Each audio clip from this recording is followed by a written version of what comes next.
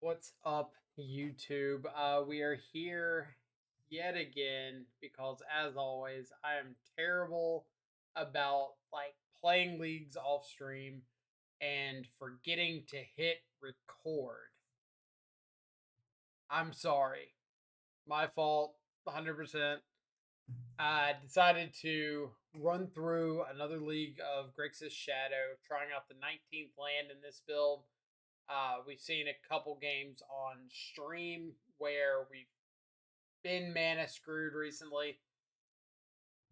I know a bunch of people have already swapped over to the 19th land, and they're going to call me a boomer for being on 18 for so long, but I've just had such a history of flooding out so bad with this deck that I could not bring myself to do it. Well, here we are. Here is me trying to change that up, going back to the 19 lands, but I'm making a bit of a compromise here. Playing a Fiery Islet in the 19th land slot over something like a third Scalding Tarn or an extra. I guess it would be a third Scalding Tarn in this build, or if you're playing like three Scalding Tarn already over the fourth Delta. But I choose to run the basic island. A lot of Blood Moons running around. Really like having access to that island. Rest of the main deck, pretty much identical to what we've been playing. I took out the fourth copy of Dragon's Rage Channeler for the 19th land. Rest of the main deck, pretty stock for me at this point. The four Shadow, four Channeler, three Channeler in this build, four Ragavan, three Ledger Shredder, four Thoughtseize, four Bolt, two Unholy Heat, two Spell Pierce, four Drown in the Lock, four Expressive Iteration, a Terminate, two Underworld Breach. Seen a lot of people running three. If you really want that third one is like a value breach occasionally, go for it. Me, I feel like two is more than enough. I only want Underworld Breach when the game goes long, when it gets grindy, when we're trading one for ones a lot, and I can just like top deck a breach or cast it late and get a whole bunch of value. I really don't want to see a second one. Basically, ever. There's a few times where you might breach on turn 3 or 4 for a card or two, and then breach again later. But I don't think it happens enough for me to want a third breach.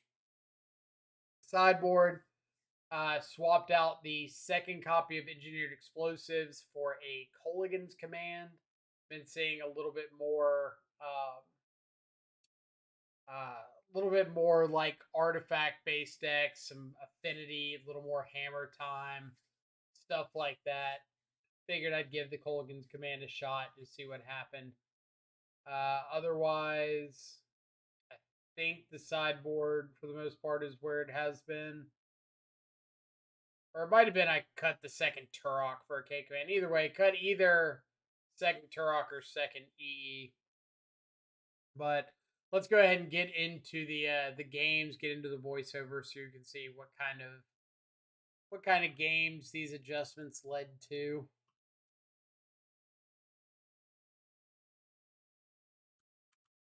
So match one.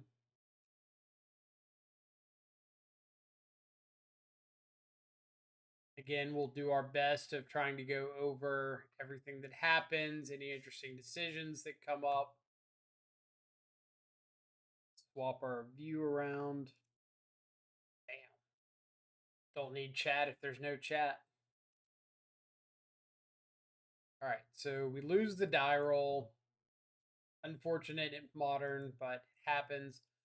Uh, Pretty reactive first game hand. We've got a good removal spell in Lightning Bolt. We've got a lot of like non-creature interaction with Spell Pierce, Drown in the Lock.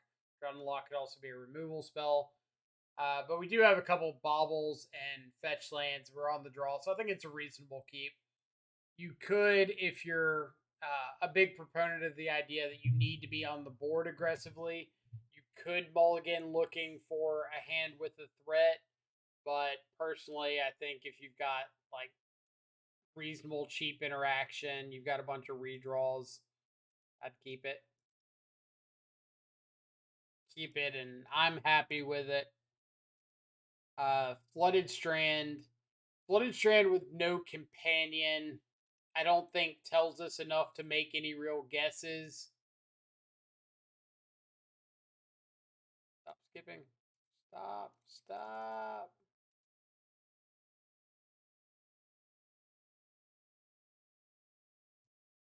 Ever just like, stop. Jeez. All right. What all happened in there? Turn two, they played a land. We bobbled them into turn. We saw a Temple Garden. Went to our turn, drew another land, played a Ledger Shredder and a Mishra's Bauble. Filtered away an island, passed the turn back. Our opponent played a tap land, Prismatic Ending, our Ledger Shredder. We just went to our turn three. We cast an Expressive Iteration, added an Unholy Heat to our hand, exiled a Scalding Tarn, and now we're called up. Thank you, Moto, for putting the fast forward, like speed run button directly next to the normal play button.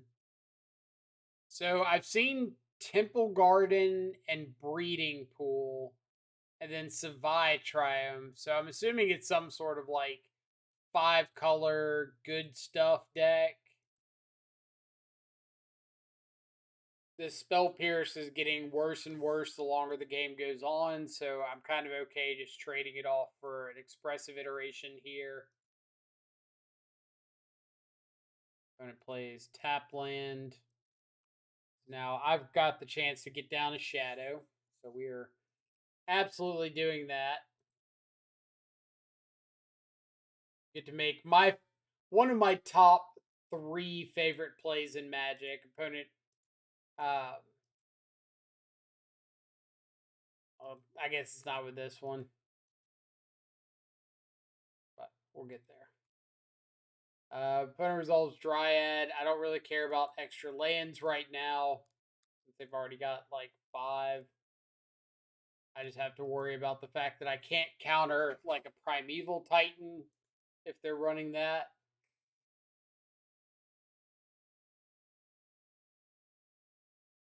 Definitely Iteration. Ragavan's good since we get another threat down. It's at that point where like a lot of times people will dash Ragavan here and get the 2 damage, bounce the Ragavan back. I know that they are in a Prismatic Ending deck and they can just like exile the Ragavan with a Prismatic Ending, but I feel they've got enough like instant speed interaction that I'd rather just pay my 1 mana for the Ragavan now and never invest more mana into it as opposed to continually paying 2 mana every turn.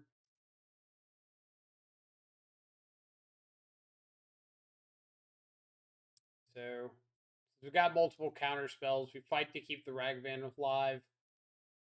Some of my thought process there is if my opponent does have like a Primeval Titan or something, they can't cast it with 5 mana. If they've got a Scape Shift, then I'm not dead to just 6 lands. So I feel like the Ragavan's likely to be good enough to protect.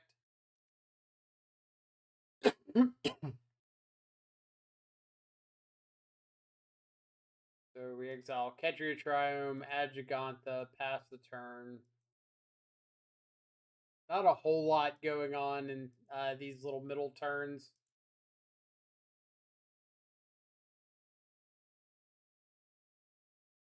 And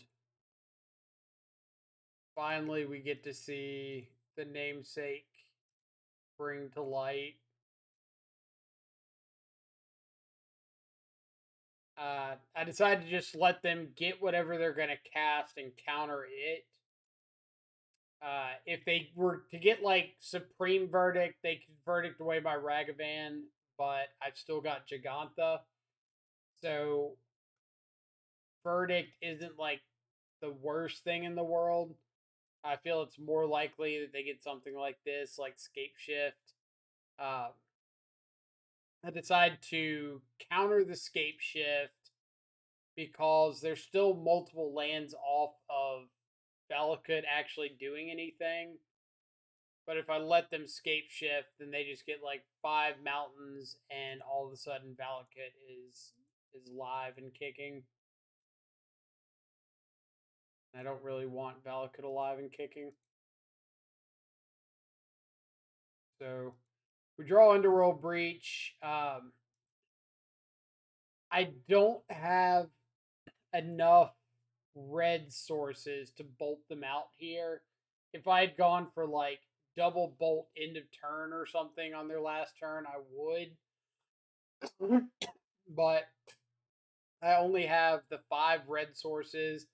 I need 1 for Underworld Breach, which leaves me 4 for bolts. So I can only bolt 4 times.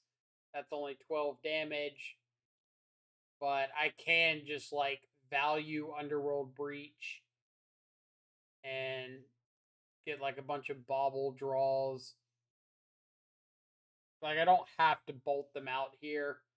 I could do 9 with my bolts if I want to, um, or do the full 12, whatever, and just try to like find another drown in the lock.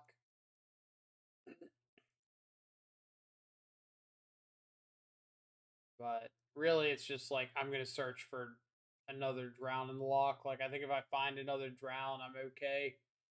But opponent scoops to us resolving Underworld Breach. So pretty uneventful game one. Going into game two, sideboarding, uh, taking out a lot of this spot removal, the unholy heats, one of the bolts, take out a channeler because on the draw against like a Ren and 6 deck, I'd rather have less 1 toughness 1 drops and board out an expressive iteration because it is a little bit more of a mid-rangey type matchup, but because they're on a race to kill us, cards that get too too slow and mid rangey can be a liability there. Like opponents trying to kill us quickly with Dryad, Valakut, Scape Shift. Um, so I don't want to bog down my hand with too many like clunky cards. Some of the things I boarded in were like 2 Spell Pierce, 2 Flusterstorm to help fight over anything from Ren and 6, Expressive Iteration, Prismatic Ending, um, Scape Shift itself, Bring to Light. Uh, boarded in, let's see, 2 Spell Pierce, 2 Flusterstorm, 1 more card. It was Alpine Moon. Alpine Moon to name Valakut. But a lot of sideboarding in a matchup like this, I don't think is very definitive.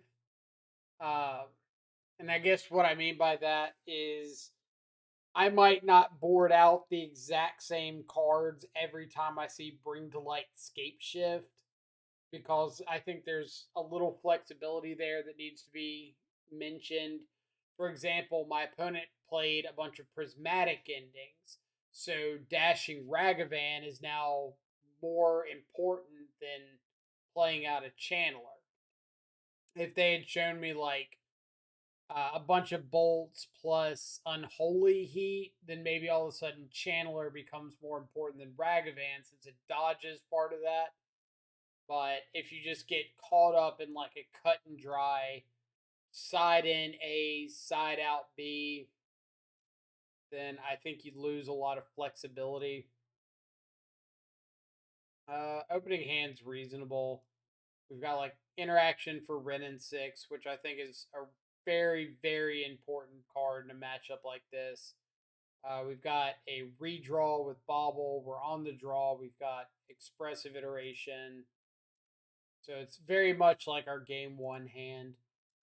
We just kind of want to spend the first few turns slowing them down enough to where we can like take advantage of our filtering, our expressive iteration to find a threat. They're trying to get me to click that fast forward button again.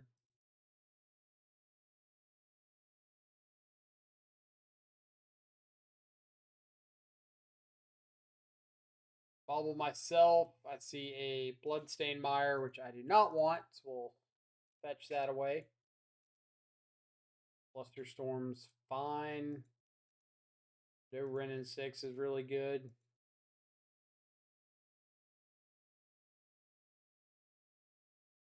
Take a Thought Seize. So Bring to Light Dryad. I don't have a removal spell for Dryad, so it's looking like the prime target. I've got plenty of ways to interact with Bring to Light, and I don't have to let them like go find something off Bring to Light because they could go get another Dryad.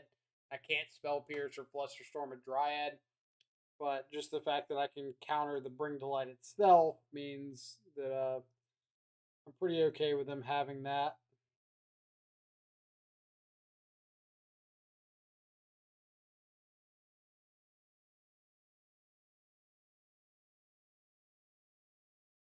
So let's go ahead and bobble ourselves. We see a Drown in the Lock. I I like having another Drown in the Lock because my opponent is gonna get this Bring to Light countered. If they cast anything between now and then, and we start adding to their graveyard, then this Drown in the Lock could become like a hard counter pretty quickly.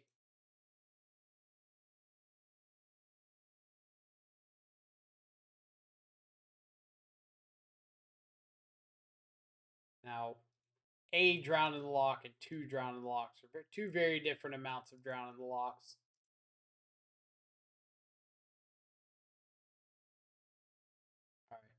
All right. Go ahead and fetch down all the way to 7 so I don't get into any like fetch war.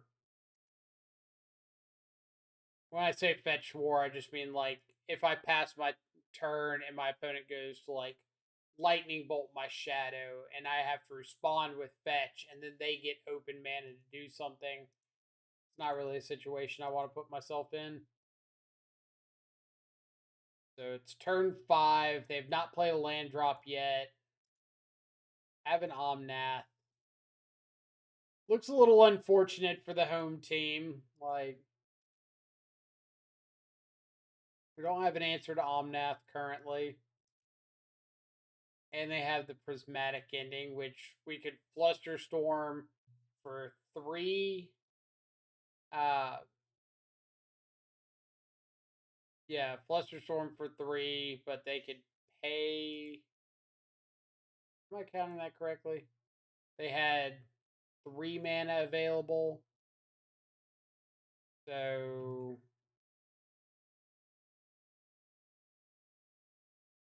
1, 2, 3. All right, so we could have countered that. It's fine. It's fine.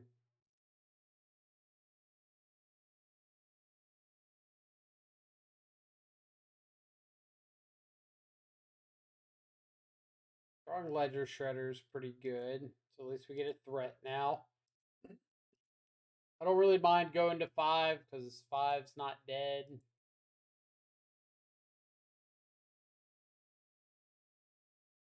Try to filter into maybe a way to like kill Omnath. Like another Prismatic Ending. Let that resolve because they can't currently bring to light. If they had just gone like straight to combat or something, I could kill Omnath inside of combat, so they can't play a fetch land, sack it, float a bunch of mana. But once they played the land, then I know it's safe to kill the Omnath. I'm not dead to bring the light. Yeah.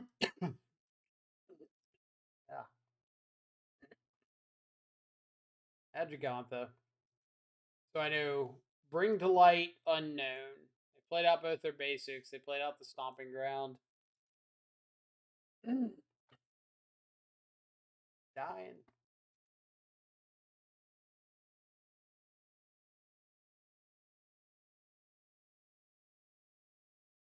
So I think it's this turn. Yeah, I kind of throw a couple counter spells at this just to take advantage of these counter spells that are getting worse as the game goes on. Like, if I just Flusterstorm, my opponent can pay for it. If I just Spell Pierce, they can pay for it. So any top deck that they hit from now on, they can just pay for. So Flusterstorm and Spell Pierce are like not really doing anything relevant for me. So I'm just going to double them up to take out this Bring to Light and hold on to this Drown in the Lock that's now just a hard counter against pretty much everything.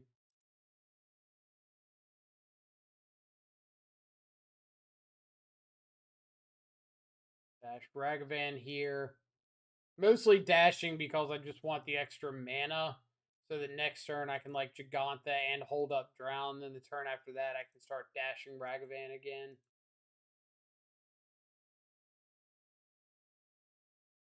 They could have Iteration be a bait for something else, but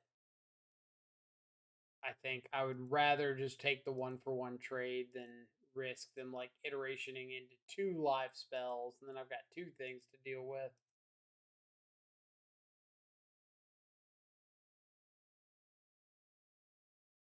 Ragavan connects. It's Bring to Light. So we are going to cast their Bring to Light and cast an expressive iteration off of that.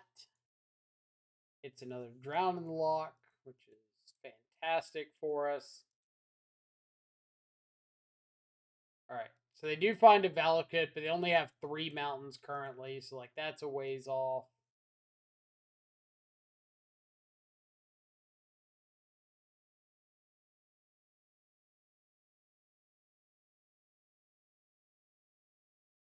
And here, I could have played the Gigantha, held up the Drown in the Lock. 1, 2, 3, 4. 1, 2, 3, 4, 5. Yeah. But I would have had to tap the Fiery Islet for mana, which would put me down to 3. And I don't want to go down to 3 against a deck that could potentially have Lightning Bolt.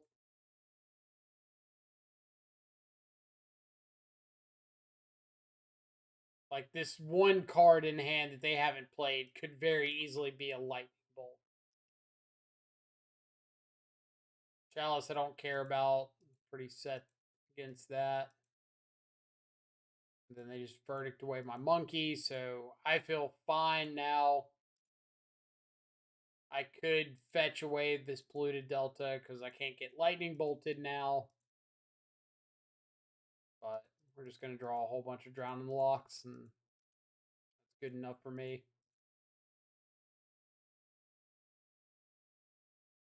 Our leyline binding.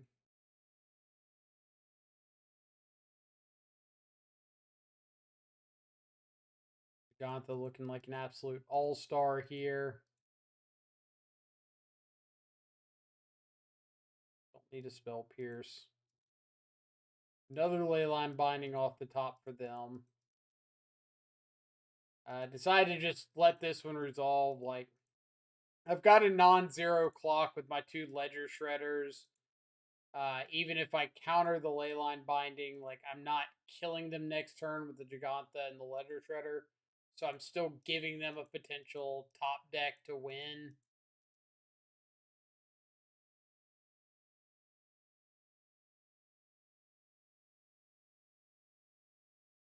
And then we top deck an Underworld Breach, and that's kind of all we really need. Is we can't bolt them, but we can play enough baubles to draw like 6 cards here. They're drawing into a Windswept Heath, so we know their top deck is dead.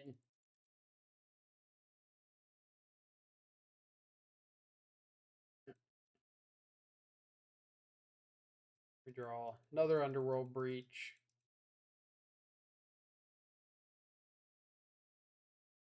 So that first one, the Ragavan and second Ragavan are, or Ragavan, yeah, Ragavan, second Ragavan are just to get Ledger Shredder triggers through the Chalice. So now it's a 2-turn clock. Whatever they have in hand, they like haven't played, and that's it. Game her match 1 going pretty smoothly. I didn't want to discard the Alpine Moon just in case we ended up going to a game 3, and I didn't want them to know about it. So, match number 2, we are on the draw yet again. Reasonable opening hand. Like, we're on the draw. We've got a Ragavan. We've got an interaction for, or got interaction for an opposing Ragavan. Bauble to help us find another land. If we decide we need to Thoughtseize instead, we can do that. So it's very, very versatile hand. Spireable of Canal, so this should be mURktide, but we bauble them and we see As Foretold on top. Well, I don't know if I've ever seen an As Foretold list play mURktide, or mURktide list play As Foretold. So we're a little skeptical of that one. So this was a mistake on my part. I should have gotten Blood Crypt in the off chance that I drew another black spell. Like, if I drew a Spell Pierce or something like that, I could always cast my Thoughtseize, hold up the Spell Pierce. But I should have gotten Black Source so that if I drew another black spell I needed to cast, like a Death Shadow there, I could cast the second one.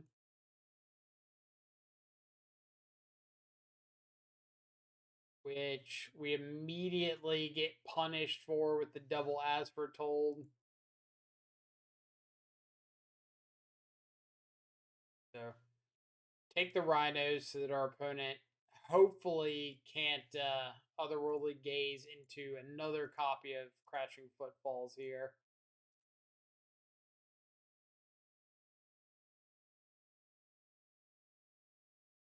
There's As Foretold down. Got plenty of ways to answer the second As Foretold, so I don't feel like I'm under a lot of pressure to deal with it.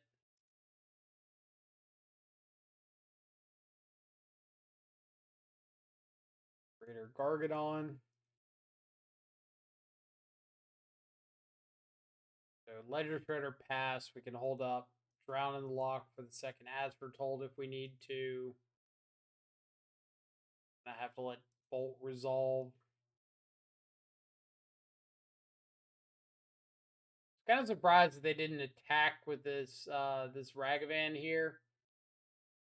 Then I kind of remember they have Otherworldly Gaze, and they're probably just trying to like filter into something better.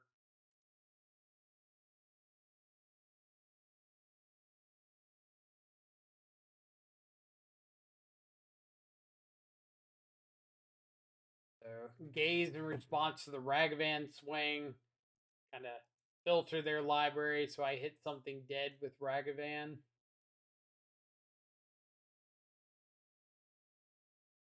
Electro Dominance. I could have like fetched, and I think you can dominance them for 1, but I think my treasure tokens are more important than that.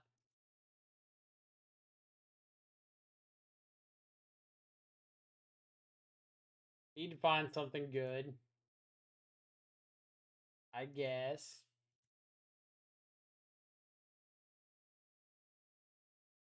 So, petty theft.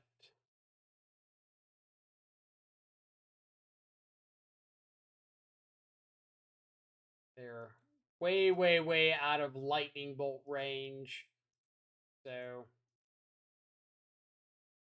just gonna cast some value underworld breach stuff. Draw us a few cards.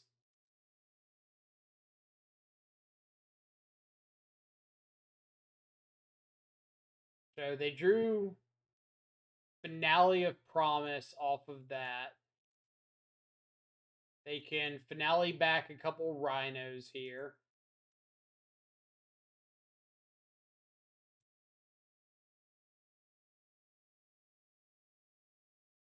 Which, of course, is a perfectly reasonable Magic play. Find our namesake card.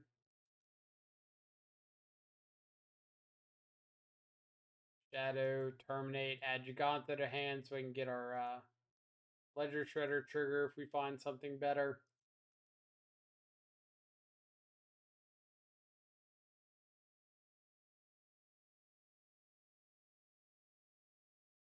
Brazen Borrower, we go ahead and bolt that because I really don't want to go down to 3, but their last card is Spell Pierce. Of course, we draw and discard Iteration because why not? It's not like we wanted to draw that.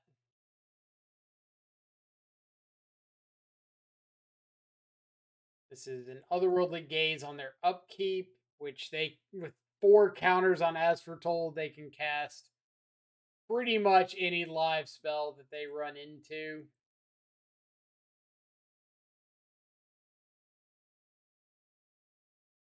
They hit me with Brazen Borrower. We draw Drown the Lock, removal spell for Rhino, and get there. I do not know what they drew off. I guess I could actually see. So they bend all 3 with Otherworldly Gaze, the Double Steam Vents, and the Electro Dominance. They're drawing a blind one there. Guessing it was just something dull. Alright, sideboarding against Electro Dominance, Rhinos, As Foretold, shenanigans stuff. On the draw, wanted to board out a couple of my 1-drops. Decided on Ragavan because the channelers can outgrow Electro Dominance. And then if they have something like Fire and Ice, then Channeler can outgrow that. Can also fly over Rhinos. Lightning Bolt does not kill Rhinos, so it's a pretty bad one to have. Terminate can, but between like a couple Unholy Heats and Drowning the Locks, and the fact that I should be countering more stuff than not, spot removal is a little less exciting. And then boarded out like an Underworld Breach and an Expressive Iteration, mostly for the same reasons I did against Scape Shift. Like my opponent's racing to get a board presence and do the thing that their deck's designed to do. I'm way more of the reactive deck, so it's a little more important for me to not have too many clunky elements in my hand. Board ends were like 2 copies of Spell Pierce, 2 copies of Flusterstorm, just like the last one.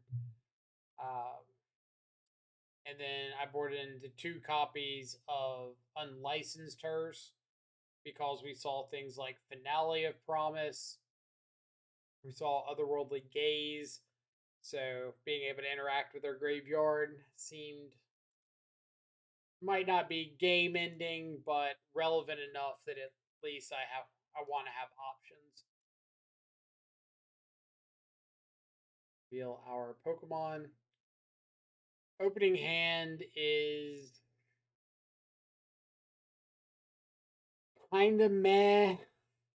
Like, no real interaction, especially not for an As Foretold. We've got a Mishra's Bauble redraw. We're on the draw. But at the same time, like, I really, really hate to throw back a functional hand. Like a hand that's got mana, it's got threats,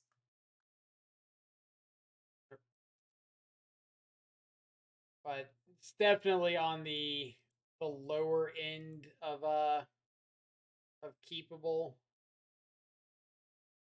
But as we can tell with something like Spell Pierce off the top, we've got a lot of live draws. Like Drown in the Lock's fine. Spell Pierce is great. Thought Seize is great.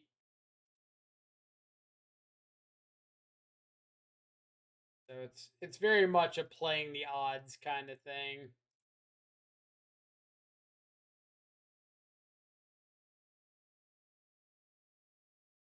So we bobbled ourselves. We saw bobble,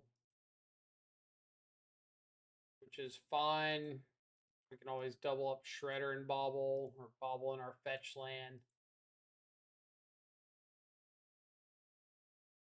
Bobble ourselves, see Flusterstorm. Okay with drawing a Flusterstorm here. Basically, like any interaction is good interaction. Then see Bloodstained Mire, which is exactly what we want to see. Now, we get to my favorite play, or top 5 favorite play, probably top 3 favorite play in all of Modern. Playing out a 1/1, 2/2, 3/3 Death Shadow, having our opponent go for the bolt. We get to go for the bolt ourselves. Throw our shadow. Always a classic. Counter and as foretold here. Then I'm not like real afraid of my opponent having Rhinos right this second, since I've just got like double shadow and a shredder. So I decided to go for the Shredder Shadow to get the Connive trigger. Happened to hit the land, so now I get to hold up Flusterstorm. But even if I didn't hit the land, like I was happy just having 2/5/5 shadows and a Ledger Shredder. And then I could untap and like Expressive Iteration, hold up Flusterstorm next turn.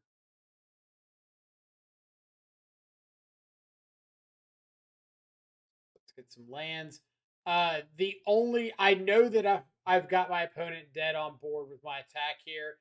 The only reason I'm casting Expressive Iteration and Unlicensed Hearse is to get the storm count up in case they've got something that I'm unprepared for. Uh, Maybe like Brazen Borrower, bounce one of my shadows, plus I don't know, Flusterstorm of their own doesn't, or Flusterstorm stops me from killing them, but just I want to make Flusterstorm good. That's about the best reason I can give. So bolt me in the face, expecting second lightning bolt. Opponent plays a fake out, and we end up killing them with a couple shadows there. So yeah, it's just trying to get Flusterstorm up to like a hard negate if I can.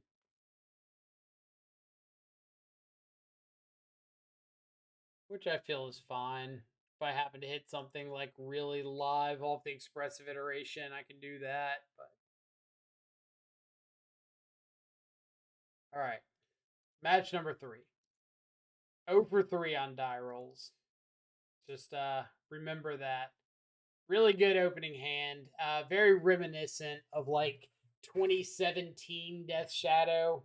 No Gurmag Anglers or Stubborn Denials, but you just have like Thought Seize into Thought Seize Shadow into hold up your counters magic, and yeah, makes me feel all warm and fuzzy inside. Scalding Tarn go, no companion, so expecting mURktide. I think that's like the expectation most people have nowadays when they see Scalding Tarn or Spire Bluff or something go, which is fair. But we bobble them. I want a little more information for Thoughtseize about like what I might be up against. I know that they can fetch away that card, but I kind of see myself like fetching and shocking regardless. So I don't really want to bobble myself. Um, See something I want and then shock in Watery Grave because I don't know what I'm looking for. Um, like if I bobble myself and I see a ledger shredder, I can take a guess off the scalding tarn if I want that ledger shredder, but I don't actually know. So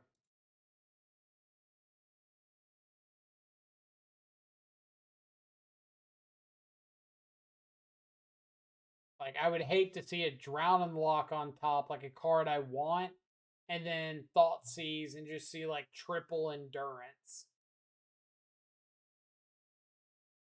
But we see Fable of the Mirror Breaker, Ren and 6 persist, couple lands. We know they got a Dwarven Mine coming off the top.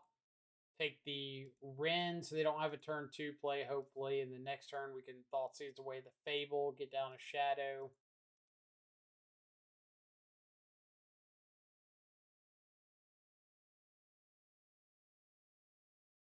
Pick up an Indomitable Creativity, which I would be more afraid of creativity if we didn't have like the Drown in the Lock counter for it.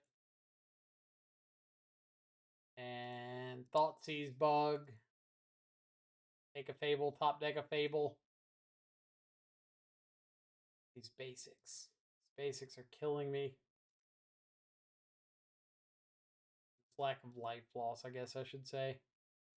Um, Passing with the Goblin, or passing with the mana open here. So I had another line available to me. I could have Unholy Heated the Goblin token, held up Drown in the Lock, uh, which I don't think would have been bad, but I'm kind of figuring that if my opponent does find a way to get an Archon here, like let's say their blind draw was Spell Pierce, and they get to attack, make a treasure, art or creativity, target like the shaman token because I'm not blocking it. Creativity, target the shaman token. I go to drown, they spell pierce it. Then at least I can like untap it on Holy Heat or terminate. Like I lose a shadow, other shadow gets a little bigger, but I'm not completely dead. Or I probably just I guess I'll probably Unholy Heat it.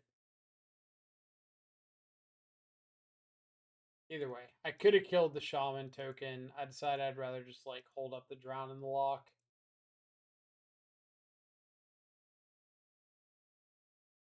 Ditch persist.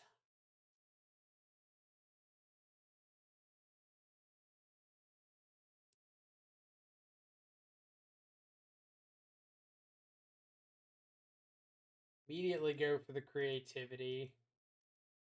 We say no, they did not draw the spell pierce. Go for a value breach. Just get a thought seize here so we can kind of grow our shadows.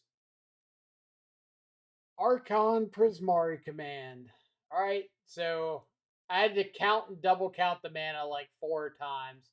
We've got 4 here, 5 off the treasure, 6 off this token making a treasure next turn, 7 if they hit the land. So they cannot cast an Archon next turn. Which means if I buff up my shadows here to 6/6s, attack with both, either A, they block 1, take 6, go to 12, and then they have to present a blocker next turn, which I've got a bunch of removal spells for, or they can't attack with this one. Or the other option is like they don't attack with this, hold it back to block, and they're just farther off Archon anyway. So I think it's pretty easy. Take Prismari command.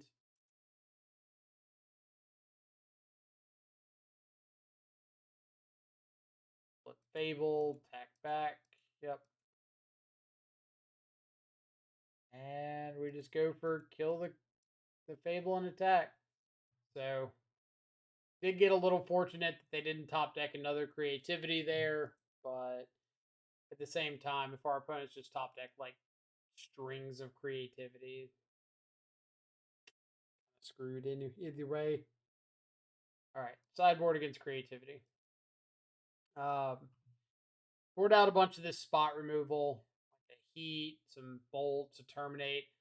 With Underworld Breach, a lot of the sideboarding has gotten a little, I don't want to say awkward, but you'll see different, where it used to be something like just board out 4 lightning bolts.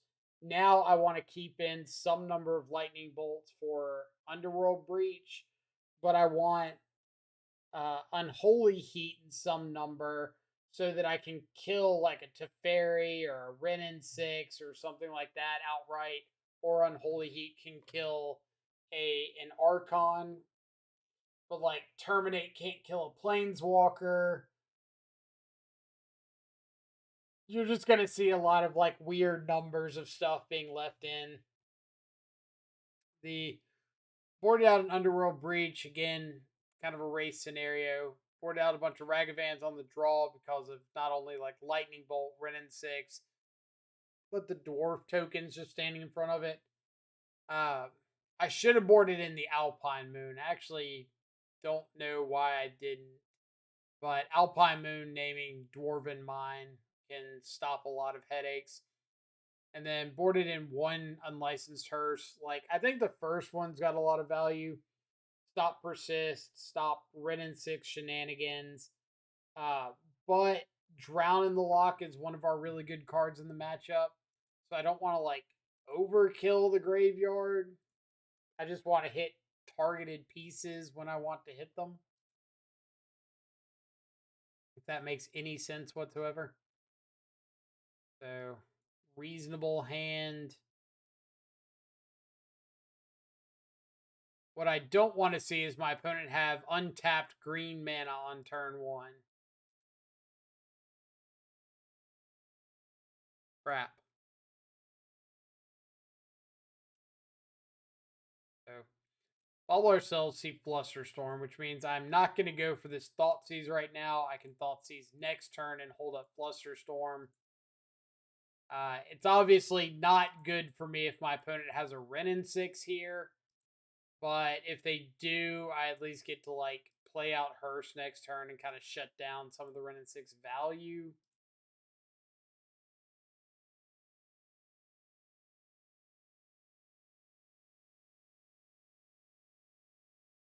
Who's shocked?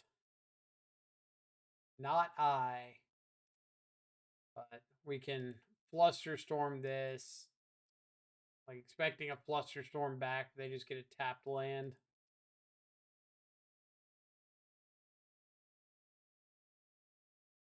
Their hand is poopy. Very, very poopy.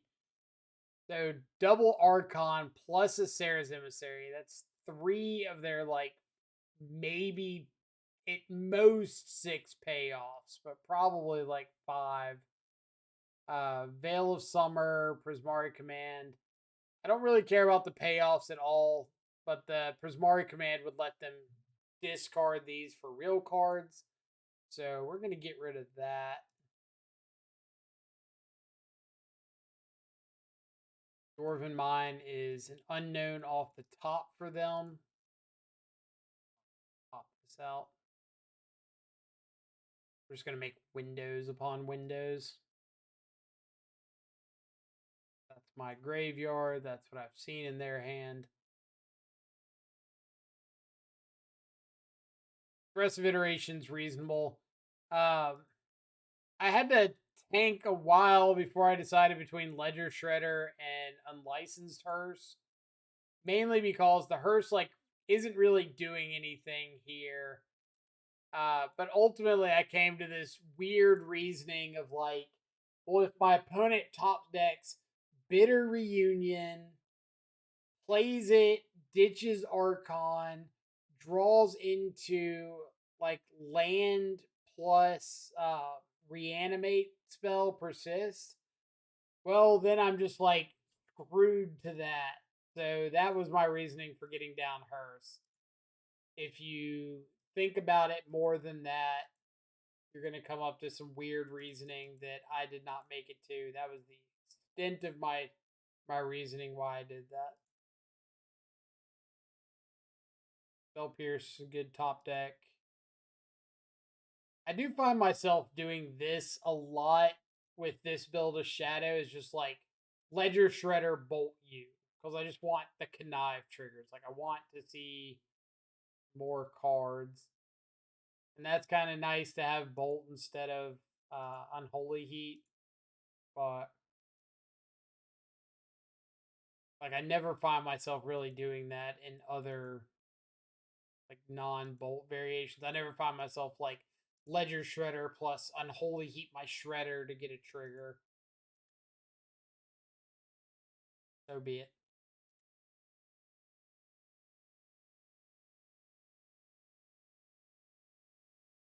Eat a couple things out of my yard because I want to keep some stuff in their yard in case I find like actual good stuff. Bunch of Death Shadows. Get our Connive trigger. I hope everybody watching at home is starting to piece together where this is going. We'll have test time in a second and see if y'all got there.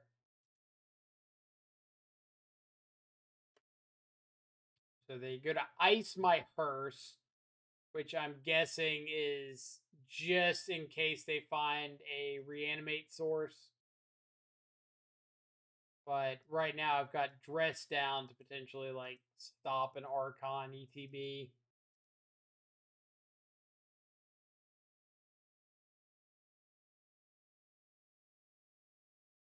Ren, get a Dwarven Mine.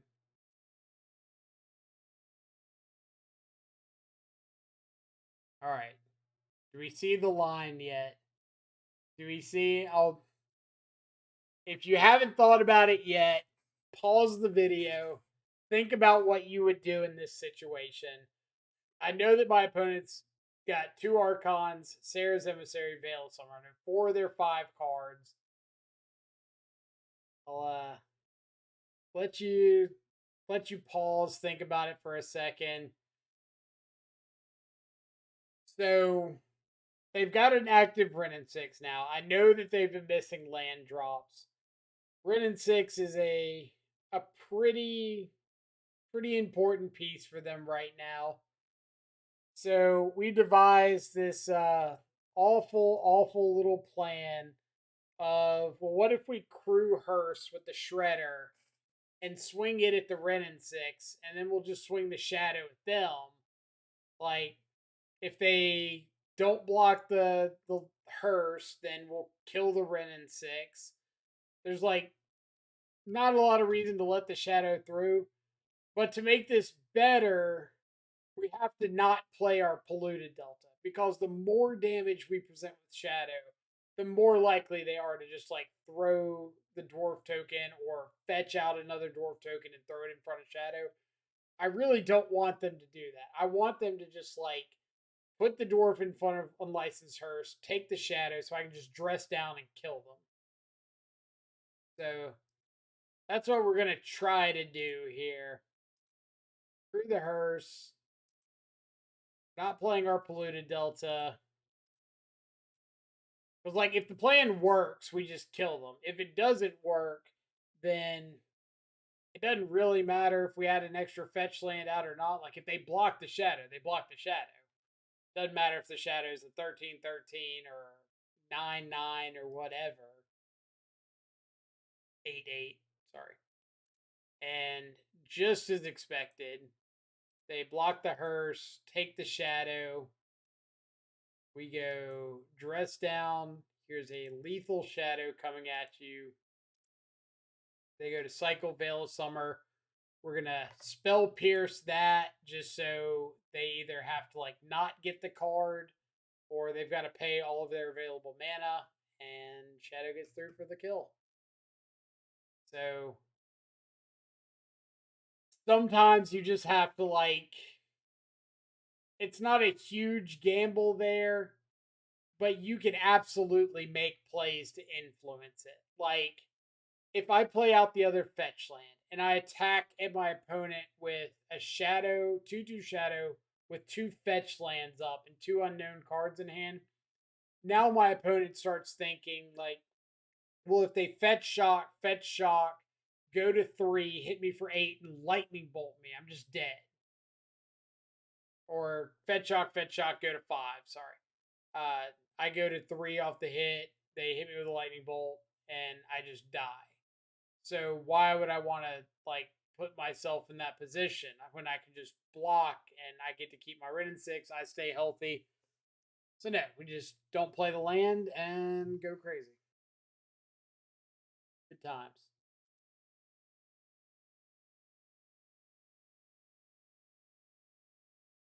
It kind of reminds me of uh, old games of Shadow when Teamer Battle Rage was really popular, and two of the common play patterns that you would have would be like, if I want my opponent to block, if they've got like some unfavorable attack for me, if I don't do anything, I go to my turn, immediately like untap my land, draw my card, say go to combat, attack with my shadow or whatever, and just make my opponent think I've got a battle rage. And they've got to play around it by blocking with everything or by making uh, some crazy block to try to survive. And I just go like, cool, 3 there, 3 there, 1 there, pass turn. And the other option, kind of the polar opposite of that, I've got a battle rage in hand. My opponent's dead if they block a specific way, if they just put like their 1/1 on my shadow. So I'm just gonna sit here and tank for like 3 minutes or however long I can get away with, and just kind of like meekly go to attacks. Like, all right, go to combat. Um, Attack with Shadow and Tarmogoyf. Okay, yeah, put the 1/1 on the Shadow. All right, cool. Battle Rage it. Kill you.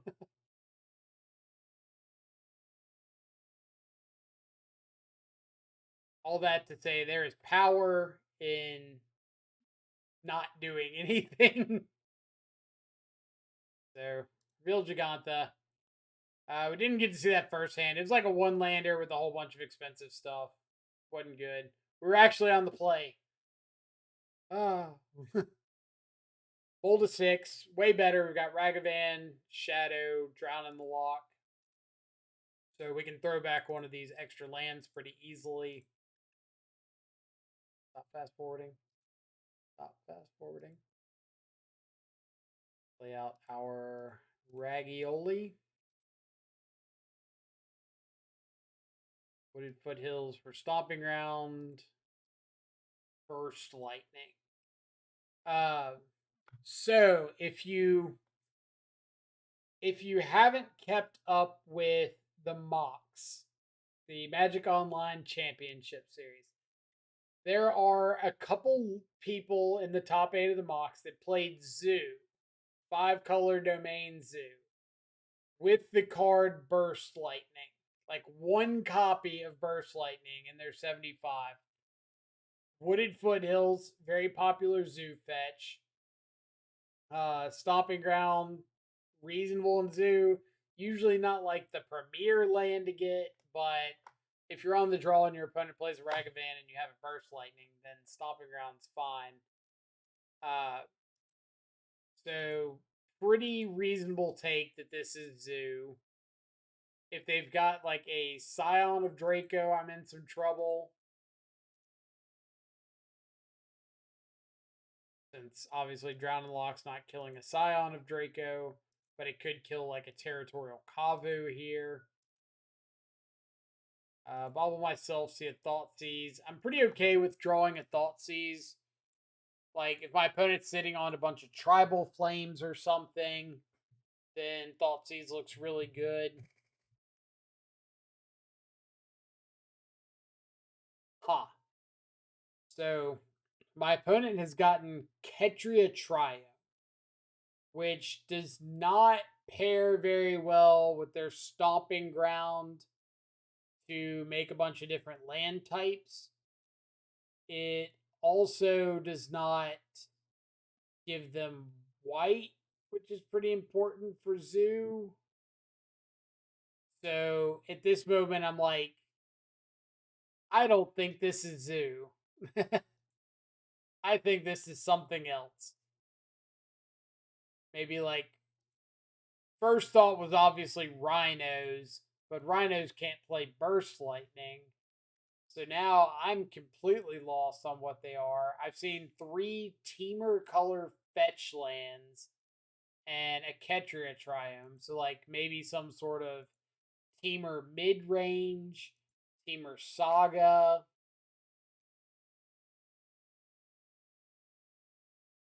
Like really not positive.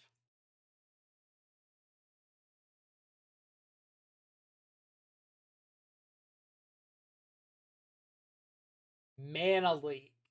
Like at this point I have no idea what my opponent's on. Like Stomping Ground, Burst Lightning, Ketria Triome, Mana Leak, Teamer Colored Lands. Like all I can think is some sort of Teamer mid range. Like maybe Burst Lightning is their 5th or 6th 1 mana removal spell. But seems like you'd probably just be playing Unholy Heat in most builds.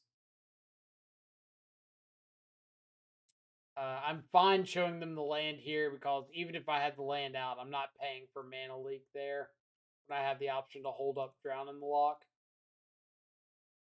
I could also fetch Shock to 11, play Shadow, have Fire Outlet to go down to 10, but I don't want to play out a 3/3 Shadow against what's probably a Lightning Bolt deck.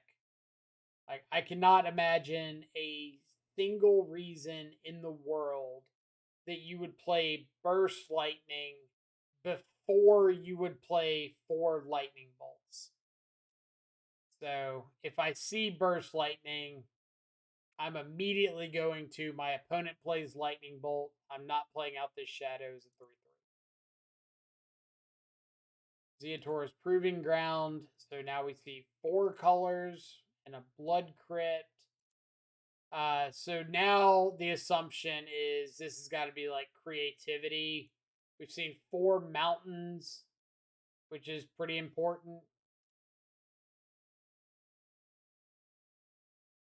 Getting ourselves to grow shadow. Another Thoughtseize off the top is excellent.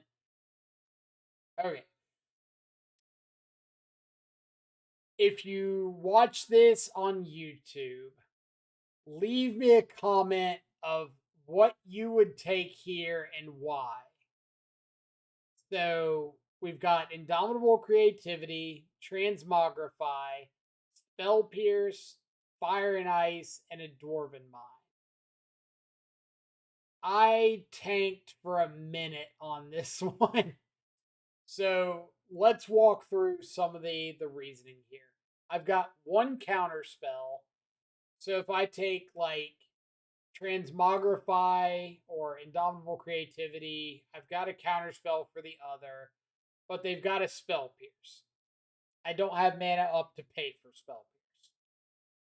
So I can take the Spell Pierce and try to counter the Creativity or the Transmogrify. I can't play a Shadow if I do that, because if I like fetch Shock or just play out a Shadow and my opponent plays Ice on my other untapped land, now I'm off of Drown in the Lock, so I can't do that. If I take the Creativity or the Transmogrify, then I run the risk of my opponent like icing down one of my lands, going to their turn. Dwarven Mind makes a token. They cast their Creativity or Transmogrify, whichever one I don't take, and then they've got Spell Pierce back up if for my like Unholy Heat on their token or my Drown in the Lock. So there is no winning take here. There's nothing I can take that shuts this whole plan down. But there's a percentage play that I can make, which is I take the spell pierce.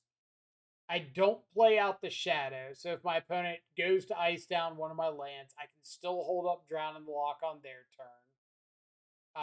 If their play is just make a token, cast Creativity Transmogrify, I can Unholy Heat the token, uh, and then go to my turn, play Shadow, hope to go from there. The other option is take Transmogrifier Creativity, hope that my opponent doesn't ice one of my lands, and when they go for Dwarven Mine, whatever spell I don't take on their turn, I can respond with like Unholy Heat the token. They spell pierce my Unholy Heat. I Drown and Lock their spell pierce. And we decide just take spell pierce and pray. This is like the only line I think that guarantees, unless they draw another spell pierce, uh, guarantees that I can stop a creativity this upcoming turn.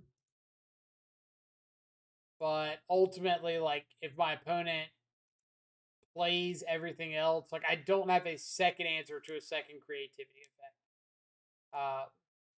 I just have to hope to be able to like Unholy Heat one of these, counter one of these, and they draw Rhythm 6. This is like absolute worst card for me right now because not only do they get just 3 more tokens if they want them, uh, this is going to be a win condition. Like, it's a bad spot to be in. I could Drown in the Lock the Ren, but then I don't have a counter for a Creativity or Transmogrify. So if my opponent draws another fetch land next turn and they get to make a second token, I can't do anything about it. And I really don't want to tap off, like, sack this Fiery Islet because of the Fire and Ice. Like, I don't want to be on limited mana with limited interaction. Now, obviously, like, my entire train of thought would have gone out the window if I had known there was a second Drown in the Lock there. But that's how it goes sometimes.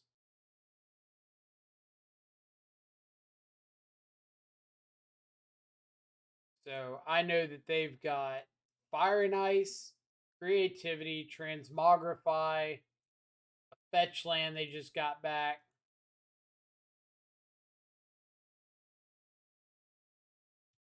We're attacking at them.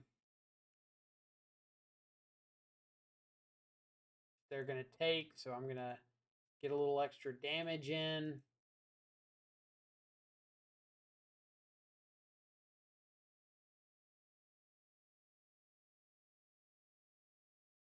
Go to their turn. Go to Unholy Heat the Ren on their upkeep because I'm kind of hoping if they have like a counter or something that they drew, they'll use it now, like tap down. Maybe I can make Spell Pierce good.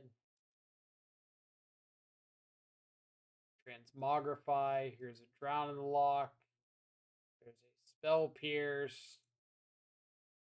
Yep. Like Blind Rips there. Just Ren and 6 into another Spell Pierce. Really not anything I think we could do there. Um, we could say not go for the not go for the Unholy Heat on the upkeep, but we still run the risk of if opponent just casts their Fire and Ice and taps down one of my blue sources, everything's out the window.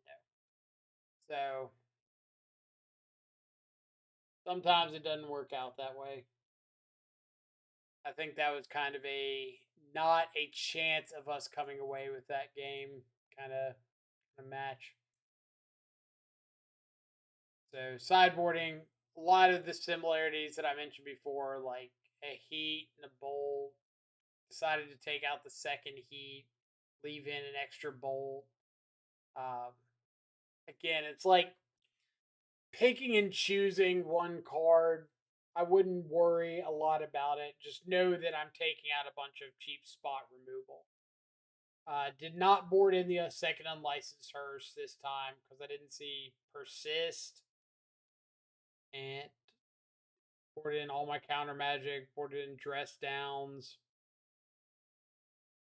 That's about it. Like, I did board in Alpine Moon this time, so like Alpine Moon over the second Unholy Heat. At least we remembered that part. 5 lands, Drown Bauble does not a good hand make. 5 lands, Dress Down, Flusterstorm also does not a good hand make. 1 land, Double Thoughtseize, and a Prayer is where we're going to end up. Throw back the 2 Flusterstorms. I like Flusterstorm's really good against the creativity aspect of the deck, but I'm so far off of being able to worry about that. Like, I need to get down Shadow, I need a clock. So they've got Persist, Fail, Fable, 2 non-green, non-black producing lands. So they look like they're either relying heavily on finding another land or this Fable. So we're just going to go ahead and alleviate the problem for them. Take a Fable, opponent plays Dwarven Mine. Just looking for like more lands, more stuff we can do. We're absolutely taking Wrenn and 6 here. The last thing I need is for my opponent to hit a fetch land off the top, get down Wrenn, and just like never miss a land drop again.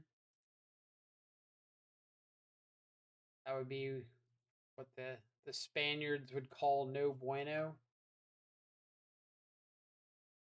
Lay out Channeler so I can go ahead and bait one of these removal spells.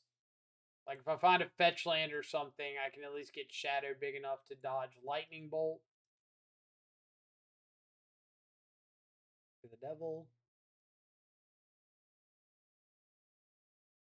Shredder out. We got an EE that we can play on 0. Plus a fetch land to get a Shadow down that dodges bolts. Now we just have to make sure we don't get bolted out. Like, obviously, a lot of this wouldn't be possible if opponent wasn't missing their land drop like crazy.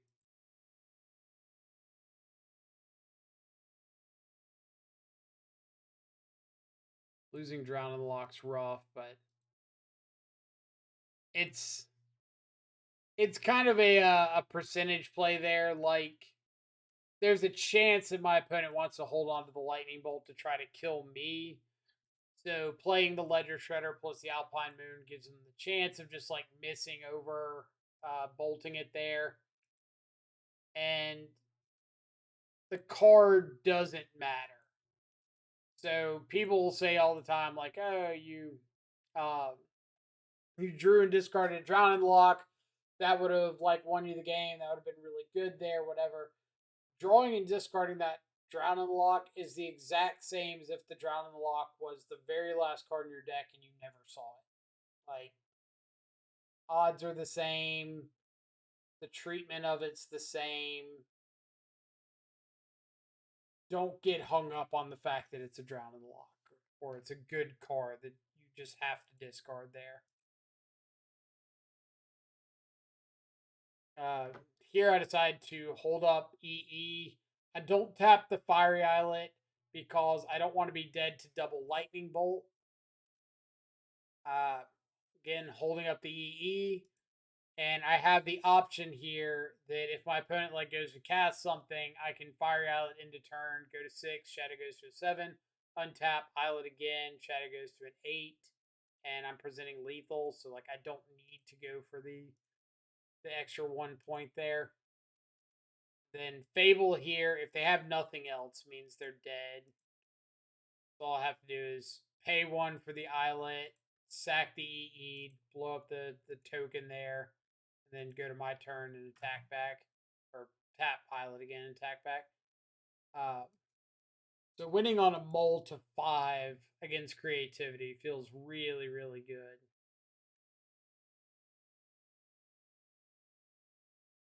Game 3.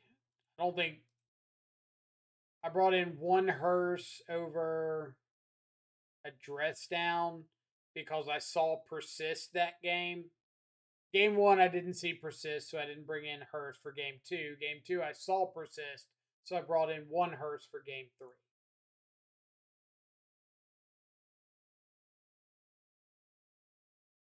Like, you do have to remember that we are the aggressor in this matchup. We're not the one that has the oh, what's the word for it? Not determinism, inevitability. We're not the one with inevitability. They're the ones that are eventually going to just start like hard casting archons. So we've got to get them dead before that. So all that to say, don't over sideboard in a match like this.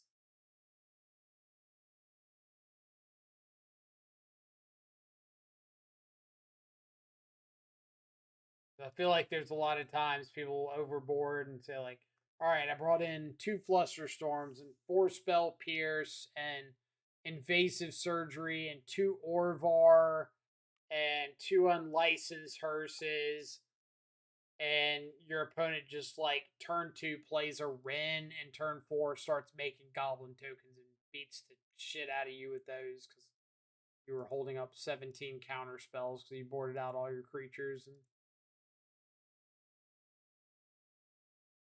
all right, so holding up spell pierce that turn to try to tag like a Ren in 6.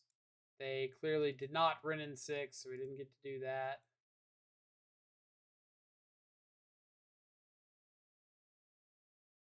We'll keep the Alpine Moon on top.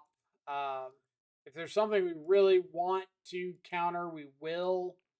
The Alpine Moon's not like this is going to end the game for me. Like, I'm absolutely not letting my opponent resolve a Ren in 6 if I can help it. Spoiler alert, I can't help it.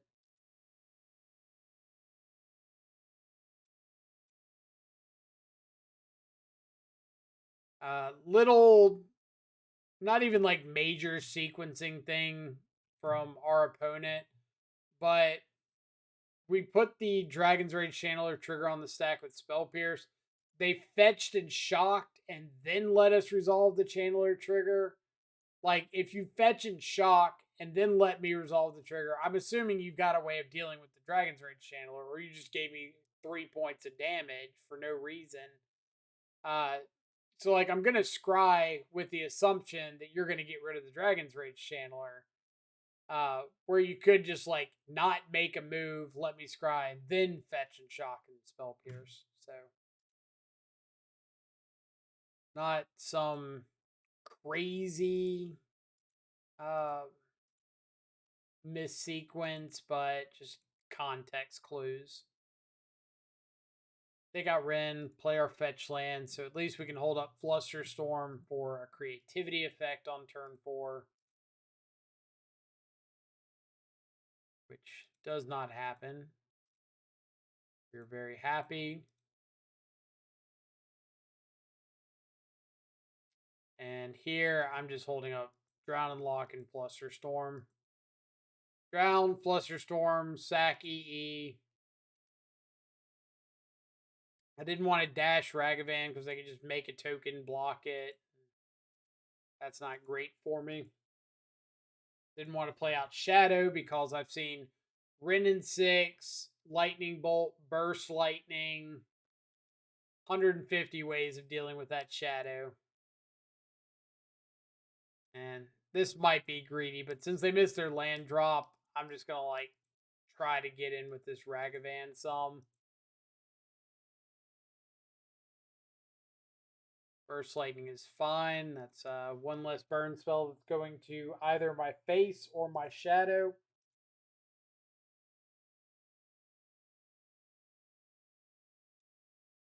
And this is the stereotypical Grixis shadow, protect the queen. I've got a shadow down. I'm going to attack with my shadow. I am not going to tap off counter magic ever. It is up to you to fight not only my shadow, but my infinite counter spells as well. They transmogrify my shadow. I don't actually know if that was like a misclick on their part or if it was intentional. There's a chance it was intentional and they just wanted to like slow the clock down a lot. But I don't know. I really have to think it's a misclick. I let it resolve because what they can hit, I boarded out 3 of my 4 Ragavans, so that was the only one left. So I know I'm not flipping into a Ragavan. I'm either flipping into a Dragon's Rage Channeler with Delirium, which wins the race. I'm flipping into a Ledger Shredder, which there's 3 of those. Or I'm flipping into a Shadow, which there's 3 more of those. So like 6 out of the 9 hits are very good. The other 3 are Ledger Shredders, so not really the worst thing in the world. It's no Shadow or Dragon's Rage Channeler right here, but it attacks.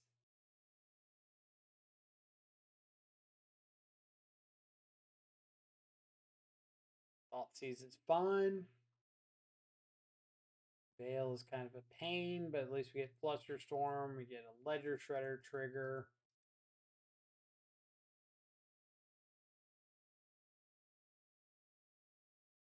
Boo. Boo. Polluted Delta, boo. Thoughtseize, we see Bolt and what's it, Bolt and Spell Pierce. So I had an option here. I could drown in the lock the token right now and just kill it. If I pass the turn and they hit a transmogrify or creativity effect, then they can flip over the token. I can try to drown it, but they've got Spell Pierce and I can't pay for it. The alternative is do nothing, pass, pray to the old gods that they don't hit a transmogrify effect. And if they don't, then this Spell Pierce is just like dead for the rest of the game. Like I've got plenty of mana. I decided to risk it because go big or go home.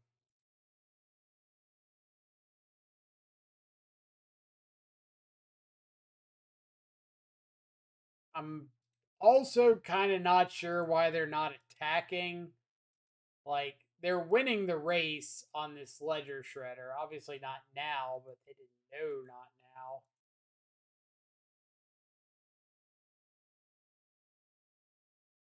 Like if I had a shadow out attacking, maybe you don't, but I don't have a shadow, and you're not like changing the clock at all. If I do find a shadow, like it's still a 1-turn clock regardless. So I think you're absolutely supposed to attack here.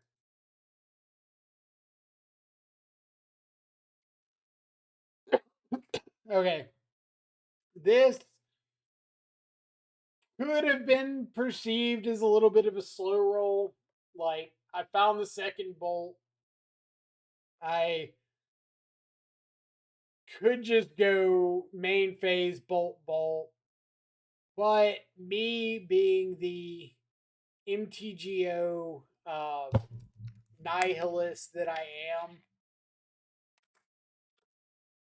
am like terrified that my opponent's second unknown card is a second Spell Pierce. And I go bolt, they Spell Pierce, and I either have to decide between like paying 2 and bolting again, which I probably would. And they go second spell pierce, and then they untap and draw a creativity effect, and I just die. Like, I am terrified of that happening. So I want to be conservative and just like not go for it. But ultimately, I just say, like, hey, the odds are pretty low. If they do go for like double spell pierce or something, then GG, go next. But they do not have it. Like, this is a skill that I'm trying to get better at, is don't think about playing around everything and losing to like the obvious in front of you play, which obviously the in front of you play is, hey, just double bolt your opponent, move on to the next match. Whereas there's going to be a number of times that I do play around something that I wouldn't have otherwise. But there's also a number of times that I just like give my opponent more unnecessary draw steps, which I don't need to do.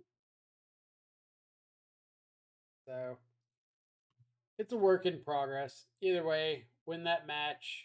On to match number 5. So our good buddy Pygonti, friend of the stream. We win the die roll. Woo. Reveal our Pokemon. So, pretty good hand. Like, we've got a land, Channeler, Bauble to help us find a second land, Unholy Heat to find, or Unholy Heat for any interaction we need. Underworld Breach is a little awkward, but ultimately, if we just look at it like a win condition, uh, this is just like a reasonable on the play game 1 hand in the blind. We're able to filter through a bunch of cards, get a bunch of stuff in our graveyard to help with Underworld Breach. I have no idea what my opponent's playing, so I don't want to spend like 20 minutes trying to decide if this is an optimal hand or not when I don't actually know if it's an optimal hand. All I know is that I want this Mishra's Bauble to help find me a second land. So Heat off the top of their library, Steam Vents, Ragavan means this is almost assuredly mURktide. But the last time I said that, my opponent had double as Foretold, so all I'm saying is my odds are not too great so far at hitting on those. We're gonna upkeep this Unholy Heat because I want to up my chances of finding the second land here, which we whiff. We do have Delirium, so we get to just like attack in with our Channeler. That's kind of fun, right? They have second Ragavan. Ragavan hits Terminate that they cannot cast with their 1 available mana. We have Dragon's Rage Channeler that they can not Unholy Heat right now, and if they are representing like Spell Pierce, they can't Spell Pierce it. Ledger Shredder's pretty good. Ledger Shredder into Channeler's pretty good. Ditching Dress Down's pretty good. Lots of Ragavan's pretty good. Like, all right, so we do find second land. Opponent's at 9. We've got a Lightning Bolt, so I'm just gonna play like the conservative life total route. Drown and lock the Ledger Shredder. We don't have to worry about dying on the crackback. And if they do hit me, I get to like play Shadow, maybe try to bait a counter spell, hold up Lightning Bolt, and then I get another Lightning Bolt shot next turn. So hoping somewhere in there I can get a kill. Then I kind of forgot that Ragavan would just exile Lightning Bolt. I wasn't gonna do anything else with it, but like I'm always gonna keep that Lightning Bolt on top.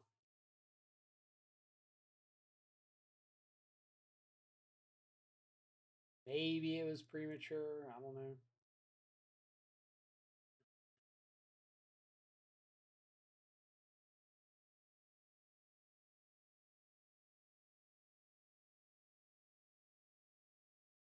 So cast.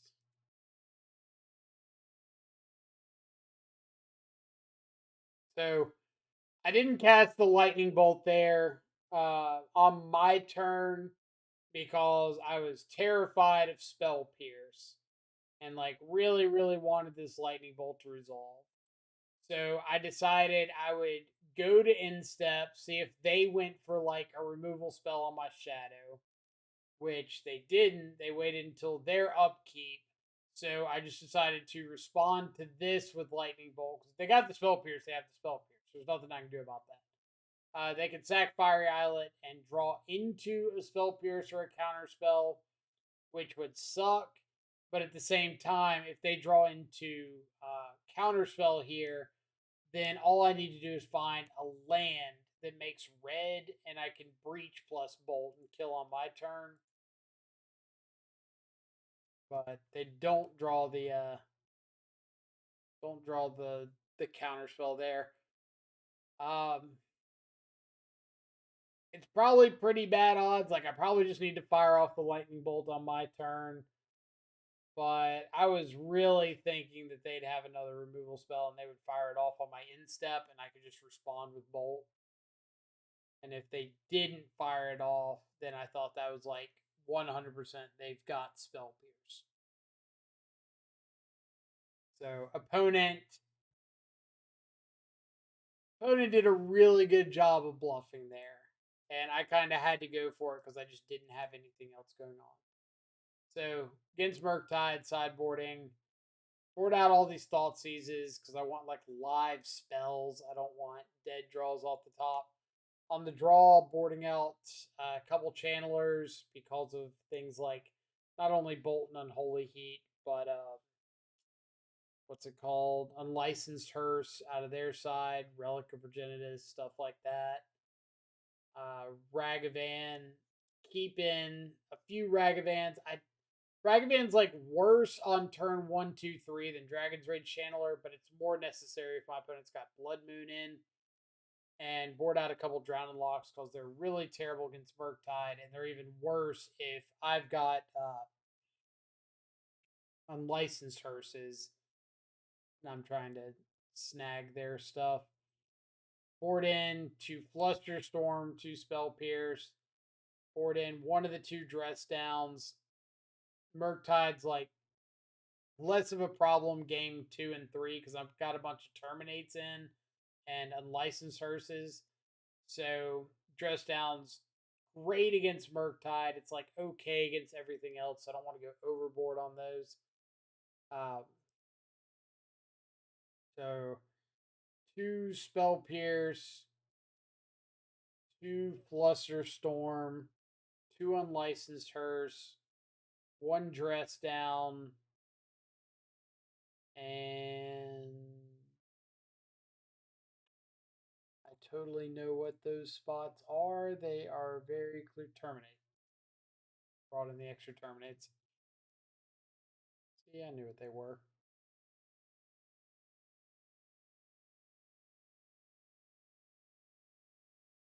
Velar Giganta. Uh, pretty solid opening hand. Like we've got turn 1 interaction for Ragavan or Darcy, or if they don't have a turn 1 play, we can kill a Ledger Shredder on 2. We've got Terminates for anything bigger than Bolt range. We've got Spell Pierce to maybe fight over like Unlicensed Hearse or Blood Moon.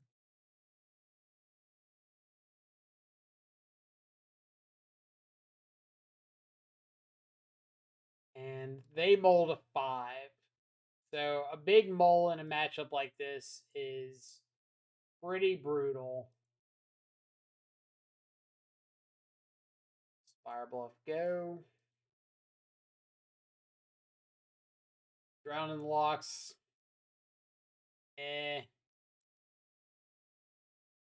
It's like great up until the first mURktide gets cast. Consider Ditch. Lightning Bolt's good. To me, that kind of means like digging for a land. Because Lightning Bolt's kind of a card you want access to.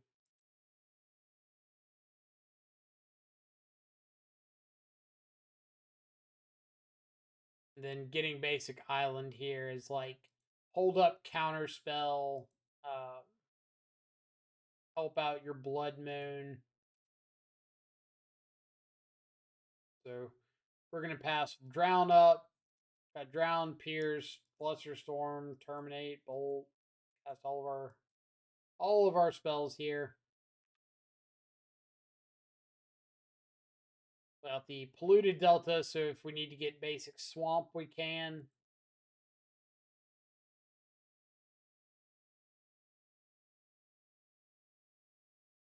Like the only things I really care about are threats and card advantage spells, like Expressive Iterations, mURktides.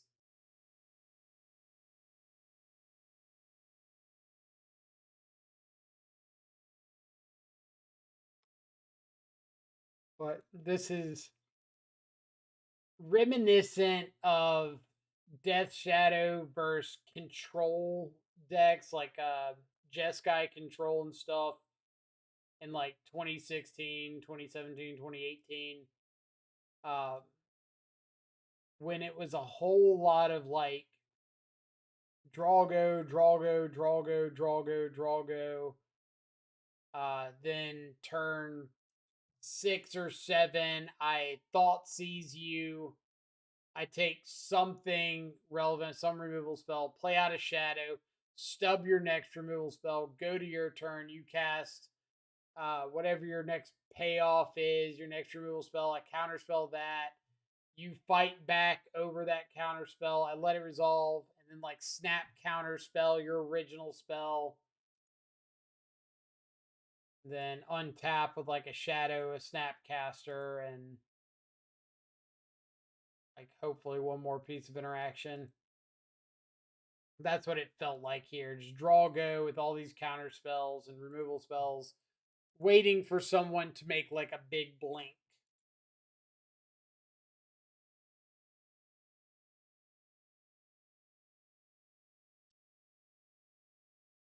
Which opponent's not making a blink. We don't really have anything to blink with. Add Gigantha because might as well, right? So this was a mistake on my part. I added Gigantha and just did not realize I was at 7 cards before that Gigantha. I was like, oh, I played like Dragon's Rage Channeler last turn, and I kind of forgot the only other thing I've done this game is a bauble that replaced itself. So I actually ended up like adding Gigantha and immediately discarding the Gigantha that I added. So bad on my part. 100% okay admitting that.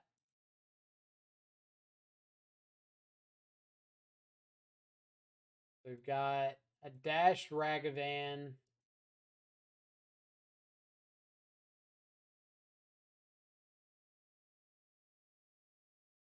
We do not want our opponent to have.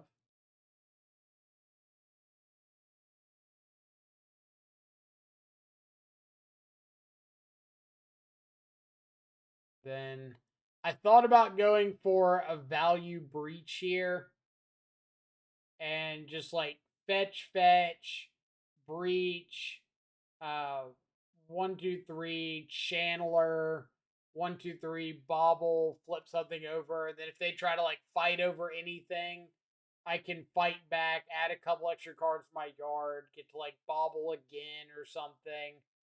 Um, but ultimately, I really want to fight over something on their turn, like mURktide.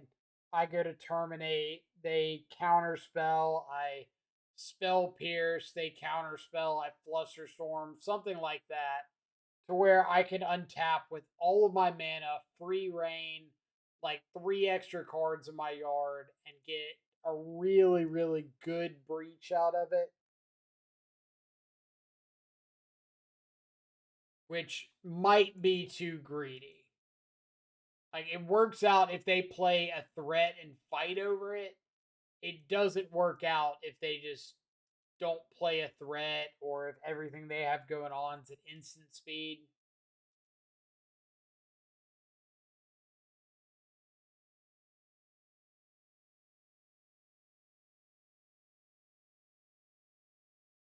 Now we're just draw go. Opponent's like out of their mulligan now. They're back up to 8 cards. Counter the unlicensed hers because eventually that'll kill me, so might as well.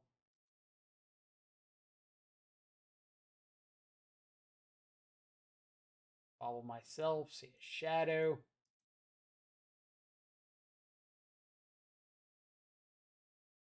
And there's the blood moon. Okay, so options here. I know I want to fetch out a basic swamp with one of these 2 fetches. So that's going to take me down to 10. I could fetch out another land, go down to 9. If my opponent's got like 3 more or 2 lightning bolts, if they got like Snapcaster or something, I can't stop that. So I don't really want to go down to 9. It also puts me in an awkward spot against like Dragon's Rage Chandlers since I can only cast 1 removal spell per turn. Well, I can cast like Terminate Unholy Heat, but after Unholy Heat, I only got 1 per turn. So I decide to just fetch out my basic and let them turn this mire into a mountain. Realistically, I should have gone down to 9 to get an extra card in my yard for Underworld Breach.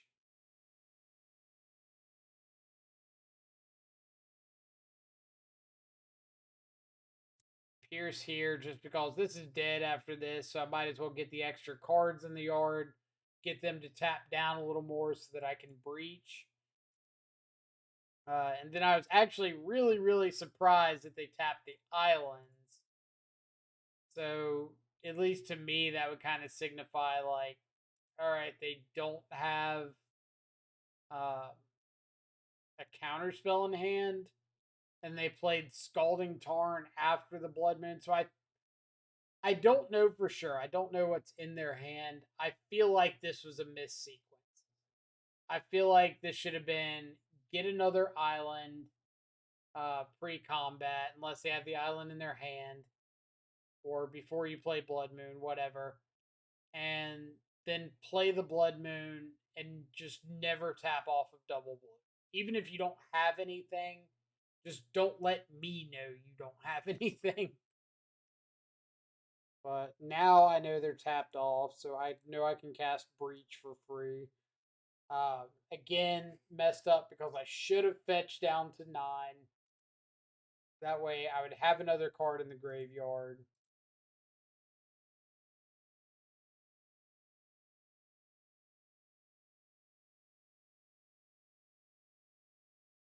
Which is mostly important here because if they had like fought over anything here and I flusterstormed, I could have had another couple cards in the yard, could have gotten another bauble trigger or another bauble cast.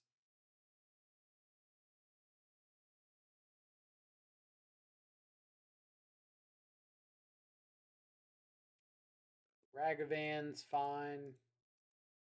It's not going to connect, but resolving.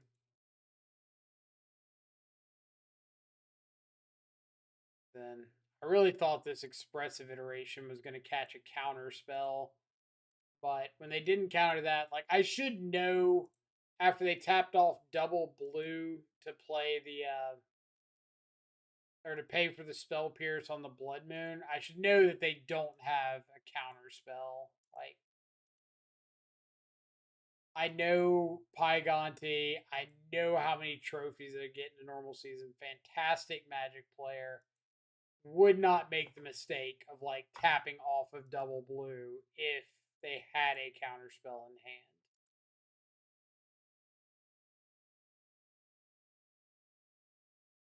So here's the tap out for the mURktide, which is fine with me. I just get to like double spell here, kill the mURktide, get rid of the Flusterstorm because it is beyond dead now. Really not doing much of anything for me. And then they scoop it up there. I don't know what the other 3 cards in hand would have been. Probably like Spell Pierces, something like that. Um,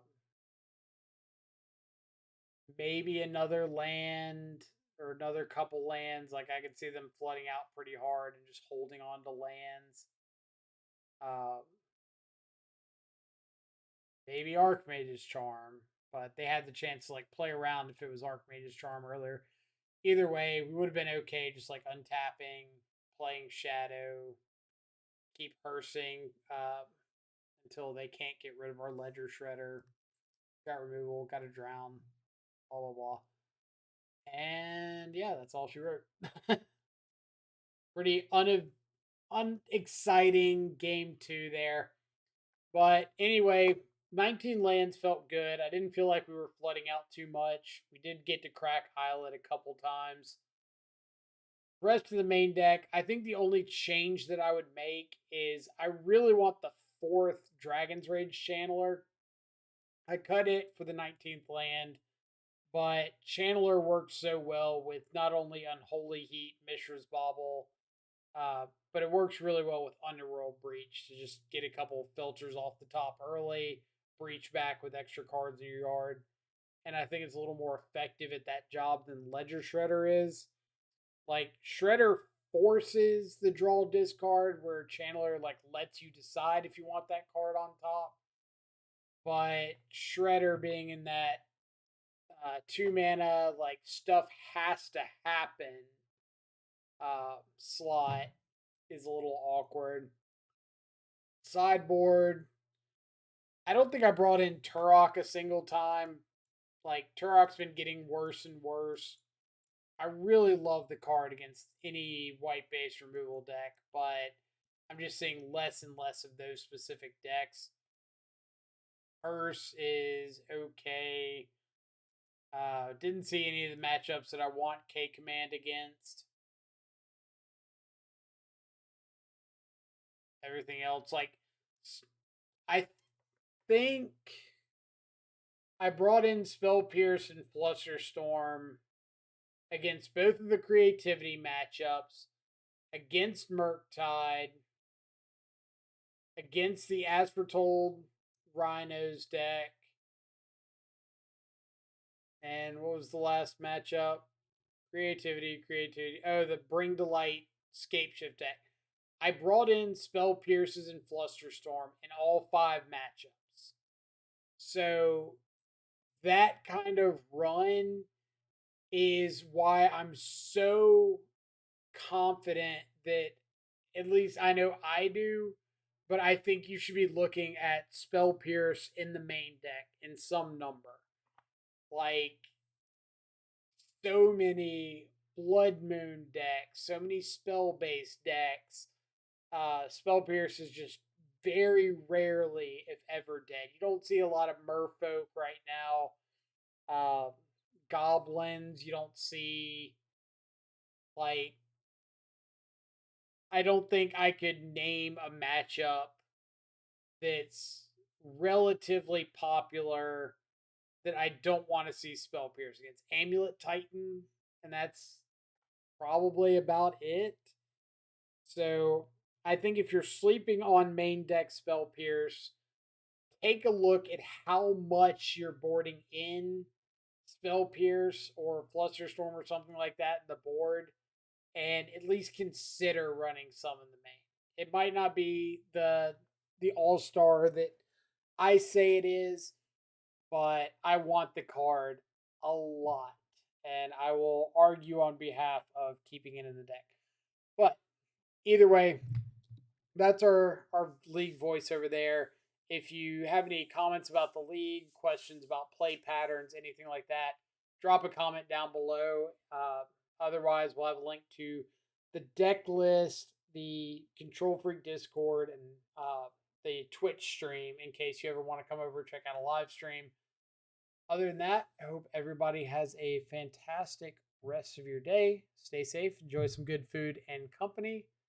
Catch y'all back live later.